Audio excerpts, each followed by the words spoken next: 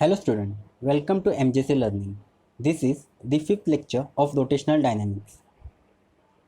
In this lecture, we are going to start the important topic of this chapter, that is moment of inertia. In this section, we will discuss about the meaning of moment of inertia and its formula. Then we will derive an expression for rotational kinetic energy.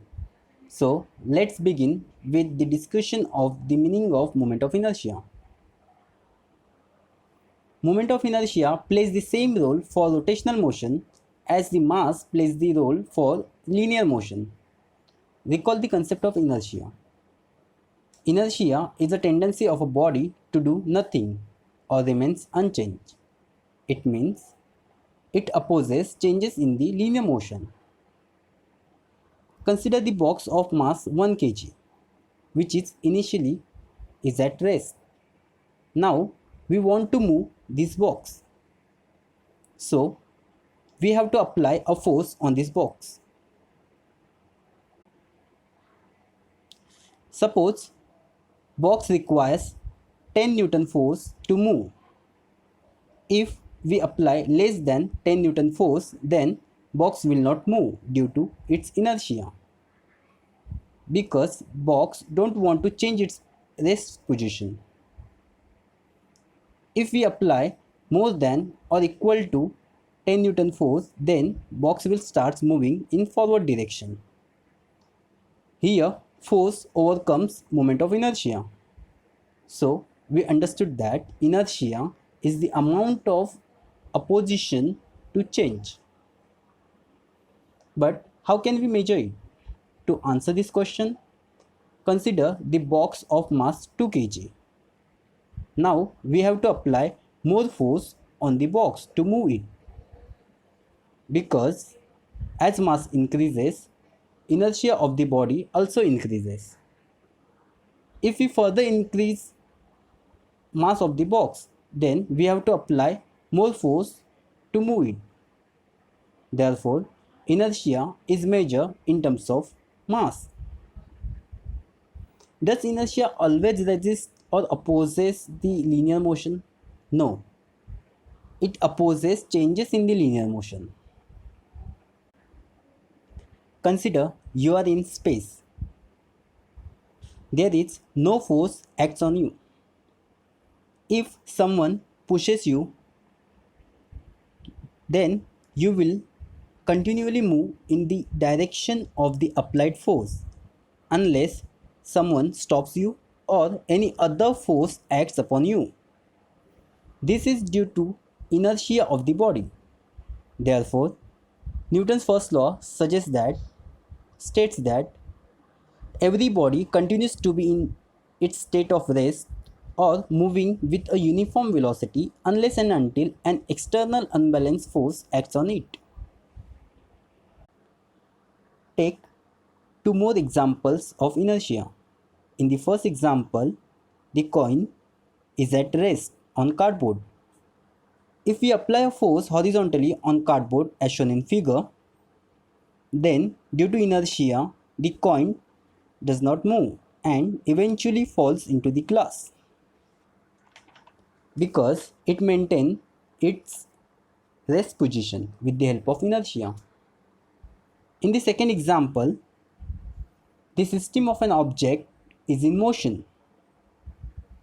If we suddenly stop it, then the system will stop, but some objects will continue its motion because of inertia.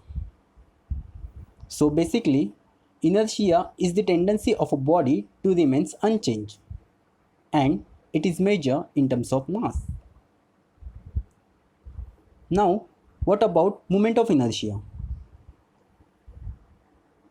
Moment of inertia plays the same role for rotational motion as the mass plays the role for linear motion.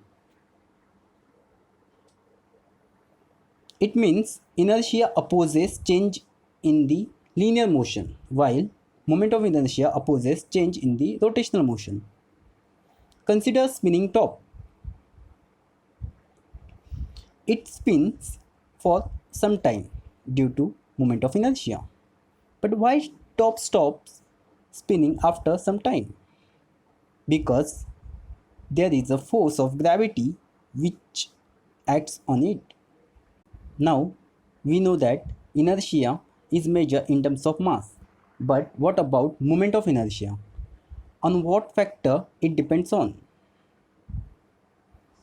Moment of inertia is depends on first mass and second distribution of mass about the axis of rotation. To understand this, consider example in which the book is spinning about the finger. But why we always keep our finger at the center of the book? Why we don't keep a finger at one of the corner or elsewhere? Because moment of inertia is less if we rotate the book about the axis which passing through the center of this book. It will opposes less to the rotational motion. Therefore, moment of inertia opposes changes in the rotational motion and it depends on mass and the distribution of mass about the center. Now we have to find the formula for it. Consider the body consisting of n particles rotating about a fixed axis. As the object rotates, all particles of the body perform uniform circular motion with the same angular velocity but with different linear velocity. Consider particle m2 which is at a distance r2 from the axis of rotation. As body rotates, particle m2 performs circular motion with radius r2. At the same time, particle m1 performs circular motion with some larger radius, that is r1. So there is different perpendicular distance between particles and axis of rotation for different particle. Therefore, linear velocity is also different for different particle. Therefore, v1 is equals to r1 omega for first particle, v2 is equals to r2 omega for second particle, and so on.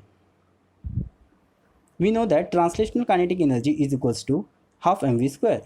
Therefore, translational kinetic energy for first particle is kinetic energy for first particle is equals to half m1 v1 square, which is equals to half m1 r1 square omega square. Here we substitute value for v1. Similar will be the case of all the particles. Rotational kinetic energy of the object is the sum of individual translational kinetic energies. Therefore, rotational kinetic energy is equals to translational kinetic energy for first particle plus translational kinetic energy of second particle and so on.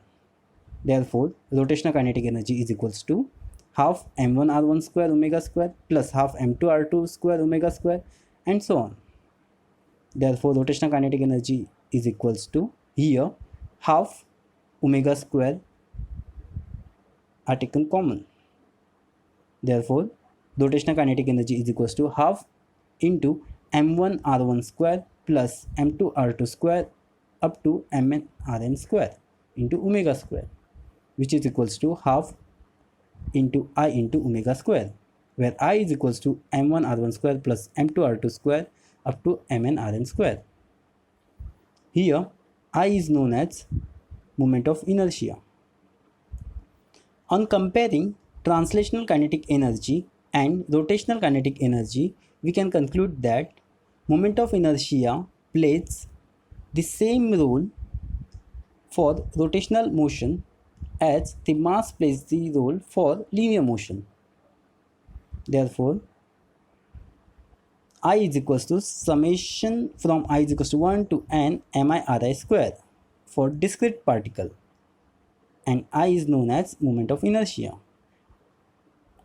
And for a body with continuously distributed mass, summation sign gets replaced by integration sign, and we get I is equals to integration of r square dm, where dm is the small integrable mass. So we will stop here. In the next lecture, we will talk about radius of gyration. Thank you.